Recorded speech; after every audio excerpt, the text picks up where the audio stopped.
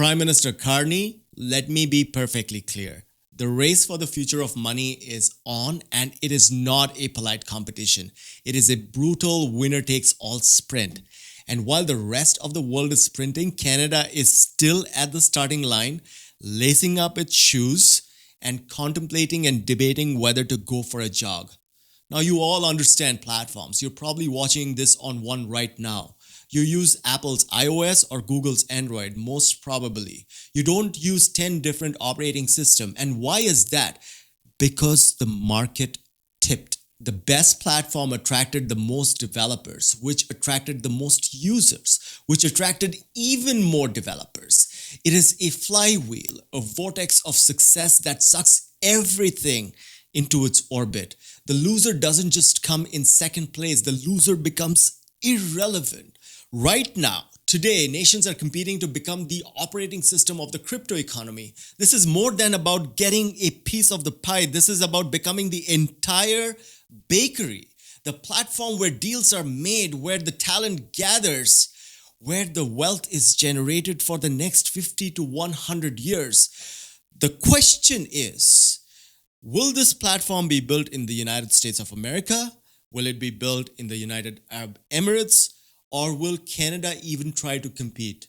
Look at the game board. The players are making their moves and they are not being subtle. The United Arab Emirates isn't asking for permission. They are methodically, aggressively building the financial oasis of the future in the middle of the desert with tax incentives and crystal clear regulations that are attracting the best and the brightest. They have sent the strongest possible signal to the global market. We are open for business, we are stable, and we are ready to roll and serious. They are building a platform that is engineered to win.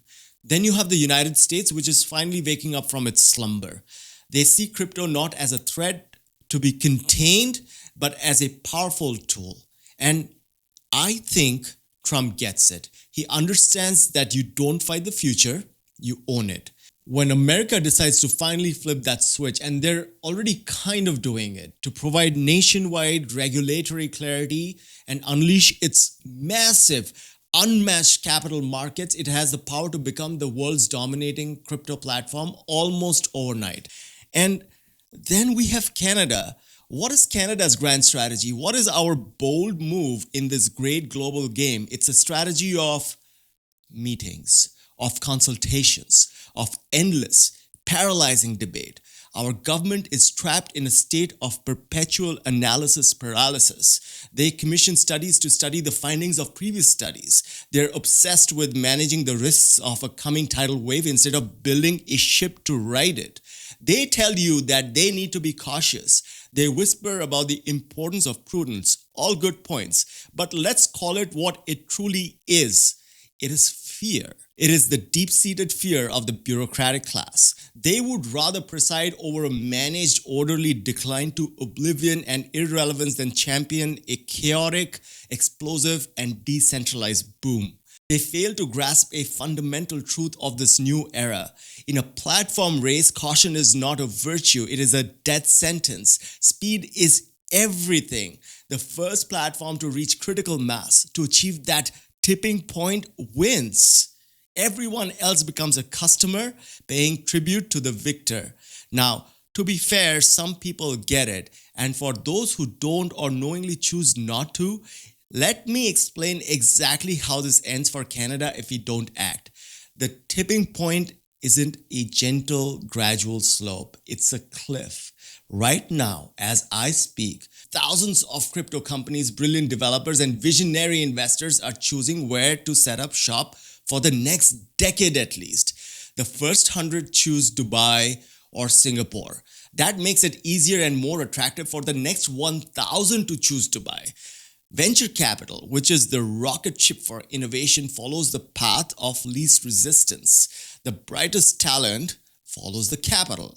The biggest, most ambitious projects follow the talent. Suddenly, without any single specific event, a flywheel starts spinning faster and faster. The network effects kick in. The ecosystem becomes self-sustaining. At that point, the market has tipped. It has become the common sense default choice for anyone serious in the industry. If you want to build something meaningful in the crypto space, you have to be in Dubai or maybe in Austin or maybe in Miami. It's no longer a strategic choice. It is a necessity for survival. And once that happens, it is game over. The window of opportunity, which is open right now, will have been slammed shut and bolted forever. Canada won't just be 5 years behind, it'll be a generation behind by 50 years, permanently locked out of one of the most significant wealth creation events of our lifetimes. What does that future look like for our children and our grandchildren? It means the next generation of Canadian tech innovators won't be building their world-class changing companies in Toronto or Vancouver or Calgary. They'll be packing their bags, booking a one-way ticket to where the action is, to where their ideas are welcomed and not feared. It means Canadian investors, big and small, will have to send their hard-earned money overseas to get a piece of the future, funding jobs, generating tax revenues in other countries and not our own. If we do not change course, Canada will be relegated to the sad status of a digital ghost town, a branch plant economy of the digital age. We will become users and not owners. We will use financial technology that was built elsewhere, governed by the rules that were written elsewhere, and we will pay fees and profits to shareholders who live elsewhere. We will become a financial colony in the very digital world our own citizens could have helped build. This is the real price of caution. This is the true cost of inaction. It's the slow, quiet, pathetic surrender of our economic sovereignty. So, what is the alternative? The alternative is to wake up now. It is to recognize that we are in a high-stakes race, whether we choose it or not. It is time to stop admiring this problem and start aggressively building the solution. And what is the solution? It is our own platform, a Canadian platform built for Canadians, built to secure Canada's future. I studied other markets and found Canada's secret weapon to win this crypto war. In a nutshell, it means clear, simple rules, not endless debate and ambiguity. It means competitive taxes that attract capital, not punish it into fleeing the country. It means mandating open and fair access to our banking system for legitimate, law-abiding crypto companies. It means sending a loud, powerful, and unambiguous signal to the world that Canada is ready to compete and ready to win. This is not complicated. It does not require another 2-year study. It just requires political will. It requires courage. It requires leaders who see the future as a massive opportunity waiting to be seized and not a terrifying risk to be managed. The gatekeepers will tell you that this is reckless. They will use fear as a proxy weapon.